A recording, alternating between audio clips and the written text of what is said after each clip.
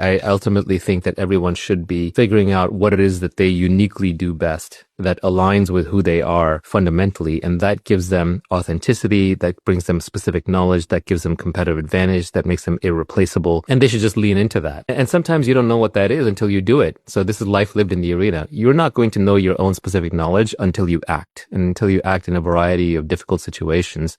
And then you will either realize, oh, I managed to navigate through these things that other people would have had a hard time with, or someone else will point out to you. They'll say, hey, your superpower seems to be X. I have a friend who has been an entrepreneur a bunch of times, and what I always notice about him is that he may not necessarily be the most clever or the most technical, and he's very hardworking. So I don't want to say he's in the hardworking. He's actually super hardworking. But what I do notice is he's the most courageous. So he just does not care what's in the way. Nothing gets him down. He's always laughing or smiling. He's always moving through it. And this is the kind of guy that 100 years ago you would have said, oh, he's the most courageous. Go charge that machine gun nest. He would have been good for that. But in an entrepreneurship context, he's the one who can keep beating his head against the sales wall and just calling hundreds of people until finally one person says yes. So he'll call 400 people and get 399 no's, and he's fine with one yes, and that's enough. Then he can start iterating and learning from there. So that's his specific knowledge. It is knowledge. It's a capability that he knows that he's okay with it. There's an outcome on the other side that he's willing to go for, and that's a superpower. Now, maybe if he can develop that a little further or combine it with something else, or maybe even just apply it where it's needed, that makes him somewhat irreplaceable. And so you find your specific knowledge through action, by doing. And when you are working for yourself, you will also naturally tend to pick things and do things in a way that aligns with who you are and what your specific knowledge is.